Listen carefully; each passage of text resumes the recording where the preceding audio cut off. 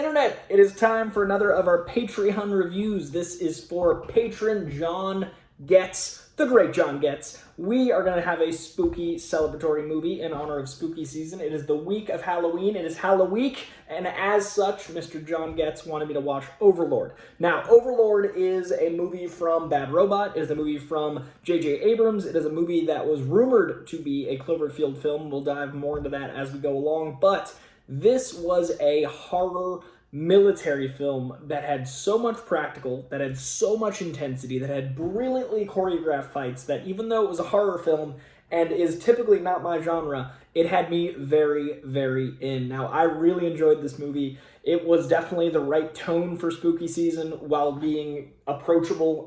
There was a bit, more gore than I'd usually like. By the third act, it definitely got a bit more intense in that horrific, gory way.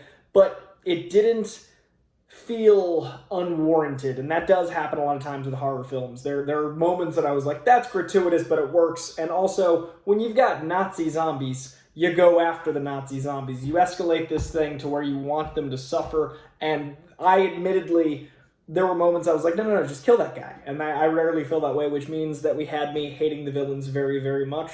I love that all the characters were extremely likable. I love that they all seemed fairly human. They made mistakes. They made choices that seemed in tune with their character. The acting really suited the genre of movie. The acting was really believable and grounded. I really liked that it was a bunch of character actors that I'd either seen in a couple things or not seen before. They're like Bokeem Woodbine's in it for a second, and I think that guy's great. So there's actors that you recognize, but not necessarily have an association with, which is nice because that gives you some escapism for putting yourself in this alternate World War II reality. Because sometimes when someone's so identifiable, like World War II, like Valkyrie, when I was watching that, I was like, Tom Cruise is not a German soldier. I'm sorry. And why is everyone British? That did not happen with this movie. I really was able to immerse myself. The use of practical made me feel like I was in it. The way they shot the war scenes was very, very visceral and voyeuristic. There were moments that reminded me of 1917, and this was well before 1917 came out. Some of the long-running, steady-shot chases, some of the practical special effects used in warfare, and I think the thing I liked about it most was the creative use of weaponry. Now, in war, obviously war sucks. It's war. What is it good for? Absolutely nothing. But when you make all these war movies, because it's a huge part of human culture, it's a huge part of American culture, it's the business of America is run on warfare. When you make so many movies, you've got to find new and inventive ways to show the same thing. And one of my notes that I kept writing was, even though this is formulaic and this is color by numbers, I'm still really invested. So this movie doesn't reinvent the wheel, but it's able to do the things we've already seen in the wheel in new and exciting ways. It's able to do the expected thing, but still be cool and exciting, or subvert expectations and do something you don't quite expect, but in a way that you're like, of course that's what happened. Like, I really got into this. I personally gave it a B+. I'm really glad I've seen it. I wish I'd seen it in theaters. I remember seeing the sign for it in theaters and not seeing it in time. Like, it left theaters quickly, but I remember this being in theaters, and it was such a visceral experience, and especially the first act. Usually films escalate, so the third act's where all the action is. This movie, is a gut punch from the jump, has one of the best plane scenes I've ever seen. Then you meet the characters more. You're already invested in them, but you get to know them. And then it escalates and escalates and escalates into the third act. So it does a really good job with pacing. It does a really good job with character development. It does a really good job surprising you. I think there was a part of my brain that had heard it was a horror movie before, and obviously with John Goetz saying he wanted me to watch it for spooky season, I knew there was some supernatural element, but even in my notes, there's moments where I'm like, is this a zombie movie? Is it like vampires? Like, what's going to happen? I'm really glad, you guys probably know this if you're clicking on this, there's zombies, but I'm really glad that I got to experience not knowing quite what the movie was. It was really cool. Obviously, when we get on my notes, we're going to get into spoilers, so for now, this is all the spoiler-free part. We're about to dive in deeper, but I really appreciated the directing. I really appreciated the fact that I'd seen very, very many scenes like it before, but it escalated them. I think my overall favorite part was, much like John Wick, the use of weaponry was new and exciting, and the violence felt earned because you hated them so much. Zombies are not human, so you don't feel as bad killing them. Nazis deserve to die. So when you put those things together and you got Nazi zombies, you felt that oomph And I rarely, condone hyperviolence, but this is... John found it, man. John had me watch 13 Assassins, which fucked me up because it was so hyper-violent, and then there was another one we've been talking about, like, that was super violent. So I love that John found this hyper-violent one that had me like, hoorah! Like, I was in for the violence because it felt deserved. So, Mr. Goetz, you did it. I was invested. I was in. I actually enjoyed the violence. There were a couple notes where I was like, too much, but overall, fully invested. I do recommend this to fans of World War II films. I recommend this to fans of genre content. I recommend this to fans of horror movies. I recommend this to fans of genre bending. Like, this is a fun time at the movies. Again, I wish I'd seen it in theaters. I hope you guys check it out. Overlord, solid B+ for me. Let's get into some notes. It has a 6.6 on IMDb, which I personally think is a little low. It has an 81% on Rotten Tomatoes, which is closer to where I put it. I'd probably put it at like 84, 85, maybe as high as 86, because I guess I did say B+, which is like an 87. I'm thinking like it's a B, so probably in the 84, 85% range. So 81% Rotten Tomatoes, which isn't that way, by the way. I say this every review, but Rotten Tomatoes is an aggregate for a black and white system on a color scale, which is messy, because that just means 81% of critics gave it a pass-fail, not that people liked it 81%, and I think that's misconstrued. Anyway, Google, 88%. It's got a 4.7 on Facebook. This was the first movie I looked up that had a Facebook score. I think it's out of 5, 4.7. This movie made $41.7 million at the box office on a budget of $38 million, so it did clear a profit. Not much of a profit. Hopefully at home video, it was able to make enough to recoup the marketing budget. I don't think it had a very large marketing budget because I don't remember the marketing push being that big. Like I said, I remember walking by the theater and being like, oh yeah, I've heard of that. That's that JJ thing. So that said, it did make its money back theatrically for the cost. I'm hoping it made its money back for its marketing budget as well. Let's dive into my notes. As always, if you've never seen one of my Patreon reviews, I watch the film. I then look at the filmmaker's work and look at interviews, and then while I'm watching the film, I'm taking notes throughout, so I'm experiencing the film with you guys in post while I describe my journey through the movie. So that is how we do reviews for the Patreon, and let's dive in. The first moment, as the roping credits roll, I wrote, ooh, Bad Robot. Loving the color palette, loving the flavor.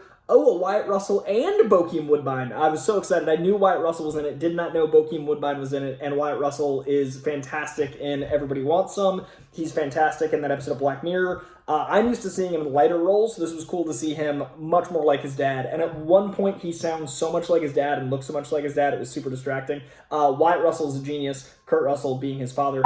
And yeah, he was so good in this. I'm so excited to see him as U.S. Agent. I think this is the movie that shows what his U.S. Agent might be closer to, because U.S. Agent's going to be the bad guy. Like, he's the white Captain America wants, because Falcon's Captain America, but America's racist. So Wyatt Russell is going to be the picture of Captain America for, the people that are lesser in their fucking sense of equality. And I think Wyatt Russell playing a villain is going to be a lot of fun because of this movie. I'm really excited. Also, check out Everybody Wants Some. Super slept on film.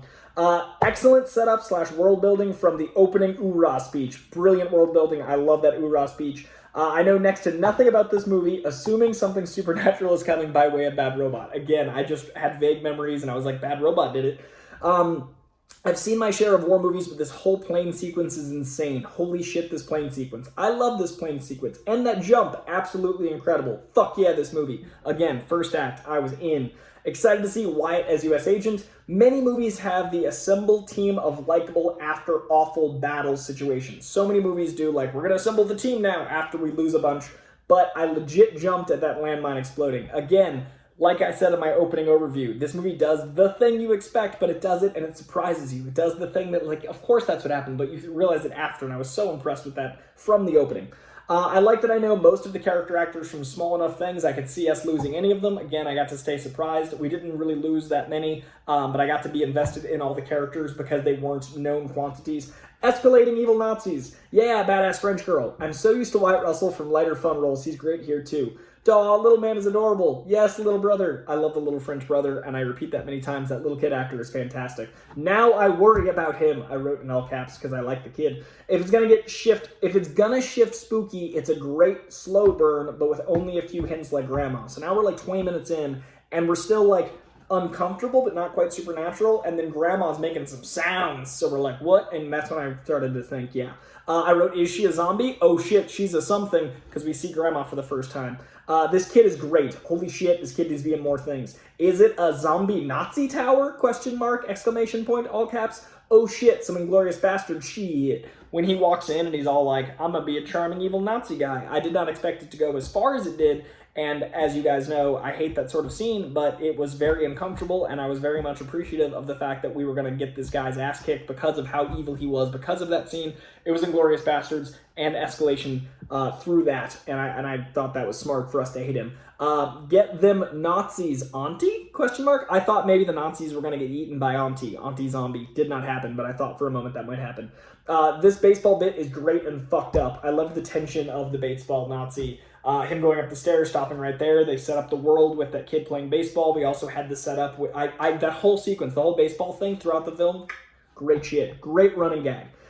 Nope, don't like that. Yeah, I'm very sensitive about rape scenes. I usually don't watch things with them in it. I don't watch Game of Thrones and the like. I just think that's like my threshold for nope. And I wrote, nope, don't like that. But then again, like I said, we hate this motherfucker, so I enjoyed watching him suffer. Yeah, fuck him up, Wyatt. The old Nazi zombie flamethrower routine. The zombieism escalates and the Nazism escalates, but he is in. The way he got into that place through the escalation of zombieism and Nazism, he's hiding under dead bodies. Ew, smart, but I wrote ew, but smart, and then I wrote body hiding. It's all fairly commonplace, but I love the exposition by way of watching the horrors. Also, Nazis' real-life horrors, inherent ability of hatred adds to all this. We know that Nazis did experiments on people. I like the believability of this alternate world. I like that we are seeing things that are plausible for the Nazi rule, and it also adds an inherent hatred, which I think is really smart filmmaking. Full haunted house mode at this hospital of horrors. I love that it was shot like a haunted house, and there's some video game vibes that are being incorporated. I talk about the video game stuff more as we go along, but it literally felt like a haunted house as he was discovering horrors going through, and I really dug that vibe. Undead soldier army gone zombie. Are they turning the army into undead soldiers for their Nazi needs? Which is the twist, or not the twist, but is the plot. And I was thinking in the beginning, or in the middle of the movie, that's where we're going. We're ending the third act, or the first act here, heading into the second act, and I'm starting to piece together, like, this is the point. That fellow soldier boy is gonna go zombie. He didn't, but there was a moment I was like, oh, the guy with the thing in his chest that he pulls it out of, or side, and like, I'm like, this guy's gonna be a zombie. He doesn't become a zombie, but he does some great sharpshooting later on. I think I'm supposed to feel bad and agree with our lead to stop hitting him, but like, fuck that guy up. So Wyatt Russell's like going to town on the Nazi that's all strung up, and there's the classic moment of the good guy being like, no, stop, and I was like, no, not kill him. And that's when I knew that this was a good vibe for me to be like, okay, this is going to be a violent movie, but I'm invested, so here we are. There are so many formulaic moments like this, but all deliver. Again, you've seen 100 times them tying up the bad guy, punching him up, and the good guy being like, no, stop, but they all deliver. Yeah, you should have killed him, because now he's escaping. Great way to show the transformation. Poor guy. Whoa, that neck thing, fuck. I've got a fun fact about that neck thing later. Remember this moment. That neck thing was so cool, especially in the moment. When there's shootouts, they are exceptional. The shootouts in this film are truly exemplary. Every shootout I was so impressed by. The choreography, the framing, the violence, the loudness, the intensity, the directing, the pyrotechnics. All of the shootouts were incredible in this movie. Yes, zombie yourself, boss fight. Like, so we go full video game here. We got, like, he's zombieing himself, so there's a big boss fight between two zombies. Very excited. This movie lives by video game logic and style, and I am A-okay with that. Yes, a good video game movie, by way of not being a video game movie. Haha, that mouth bomb sidecar full of madness was amazing. Again, when they get a chance for that kind of violence, they excel. I love the sidecar full of bombs, his bomb in his mouth, and you're like, why is he not all of that, top notch. Our injured guy didn't go zombie, and he's a beast on the Gatling gun. Love this Gatling gun scene. Side note, the creative gunfire and explosions are cool in their ingenuity, and they kick the shit in their ingenuity, and they kick the shit out of tied-up Nazis, sure. But the added gore and ripping throats and stuff, it actually takes me out of it, and I'm not sure I see the appeal. It cheapens the inventive stuff. And then I wrote, I guess it appeals to more markets with gore and the horror crowd. The gore and the horror crowd probably want more of that. So there was a moment I was like, well, that seems excessive. And then I was like, well, I guess that's this kind of movie. But that's the only time I wrote that in this whole movie. And that's usually what I'd be struggling with, as opposed to being like, fuck yeah. And this movie was a fuck yeah. Resident Evil boss fight, full Resident Evil, cool practical effects. I loved the zombie that had the one arm that was like charging around that looked like a Resident Evil guy. That guy was great. Wait, why can German guys suddenly speak English? Why does he have no accent? How does he know he's a corporal? Why would he say hello, corporal? He doesn't even have a mouth. How is he talking? I guess Zombie Nazi now has slight accent, but why is he speaking English? There was a moment where we'd met this guy speaking German, and then all of a sudden he was speaking English, and I was very confused. He also didn't really have a mouth. That bothered me. I would have rather had him be silenced instead of, like, taunting, but I see why they went taunting. I just would have preferred it to be like, or not speak. Yes, toss him down the pit. No one ever tossed anyone down the pit. 2 rooms had pits, went unused. It was like Chekhov's gun. I was waiting for the pit. You got to use the gun if it's in the background of Act 1. You got to use it in Act 3. Use the pit. But no pits were thrown in. Little man, no, get out of there. No, little man. Little brother is the coolest character in this movie. Again, formulaic. He gets shot saving the kid that he was mean to, but I don't even mind. That's how good the character development is. I should have known that was coming. I shouldn't be invested, and I was, and it was great. Toss it in this other pit. Why aren't they using the pits? Again, I wanted pits use. Don't do it, Wyatt. No zombie boss fight. Video game, Lost Boys logic, back at work. The end of Lost Boys, vampires are fighting vampires. You get to see all that escalation. Wyatt Russell turning himself into a zombie. Zombie versus zombie fight. Very excited. Haha, holy shit, he sounded just like his dad there. When he's gasping and raspy, Wyatt is Kurt Russell all the way. The scene at the very end. I'll bring this up now, it's a trivia fact, but he lost 30 pounds while filming this because he had really bad mono, and when he's getting more gaunt, he looked so much like his dad when he was younger in movies of very much this genre, and then he sounded like him in that one scene. I never think of Wyatt Russell as looking and sounding like Kurt Russell in this movie. I was like, oh yeah, they are father and son. 1918 Escape. The end of this reminded me of 1918 so much. There's an entire sequence that looks like 1918, and this preceded it by a couple years. Hug that adorable child. Adorable French kid for Best Actor. Best Actor, adorable French kid. Not my genre, but I very much enjoyed that. Okay, so that was my journey through the film. Gave it a B. Had a great time. Had a great time. Really had fun with it. John, you found the movie that had me cheering for violence, and then I dove into some trivia and really, enjoyed the things I found. Okay, so Overlord's first sequence, which sees the soldiers jumping from a burning plane, was done by rigging a plane on a gimbal, actually blowing up the front, tilting it as if it were falling through the air, and sending stuntmen tumbling through real fire. That's why that opening sequence was so cool, because they actually fucking did it. Use stuntmen, use practical, less CGI, gets you this. Speaking of, the movie featured more practical effects rather than the standard CGI effects most movies use. This was done to get a better reaction from the actors involved in the scenes where something gruesome would happen, and a better reaction from the audience, so we felt like we were actually seeing violence instead of seeing pixels. It was beautiful. In an interview with Jimmy Fallon, Wyatt Russell said he had mono while filming and that he lost around 25 pounds. Holy shit.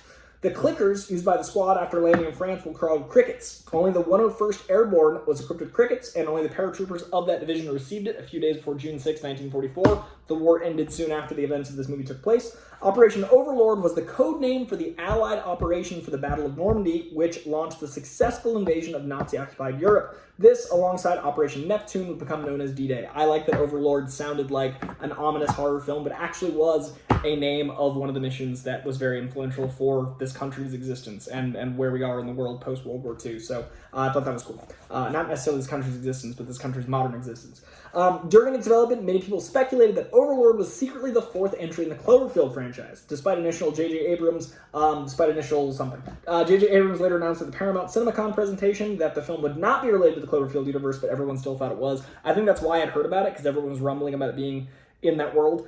And arguably they could retcon it so it is. Those zombie experiments could very much lead to Cloverfield, to Clovey, some nuclear thing in the water, like all of that could tie in, but I really liked that the whole time I was like just vibing with this. I also thought this was interesting. The movie does not include the use of a swastika, where it might normally be found, such as on the lighter or, on the eagle. They use the windhorn rune, which is also a very iconic Nazi symbol, but I like that it didn't feel as cliche because we just had Inglourious Bastards, like that scene that reminded me of that, and it was nice to see, we already hated them. They were already Nazis, but it was nice to see different symbology, and it didn't feel as like cliche, I guess, because Nazis, I mean, fuck Nazis, but it didn't feel as cliche.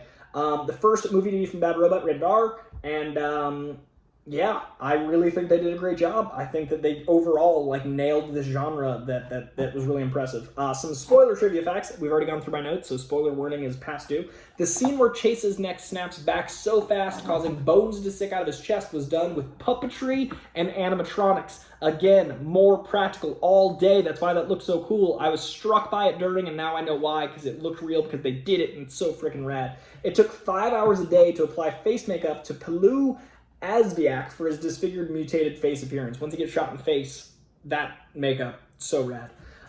This is interesting. Original version of the script, written in 2013, was very different in some parts than the final movie before it was changed over the years and after writer Mark Smith was brought on to polish it. One of the biggest differences included only having Boyce, Ford, and Chloe as main characters, and far more focus on horror elements. The entire third act and action sequences and the ending are almost completely different than the ones of the film. For example, Boyce, Ford, and Chloe were fighting against more undead Nazis inside the church and laboratory and using every weapon they had found or trying to stop them. That also sounds way more video gamey. At one point, Boyce even throws some grenades at Nazis, but when that doesn't work, he has to use a giant sword to decapitate them and then uses the flamethrower to burn last ones before blowing them up for good.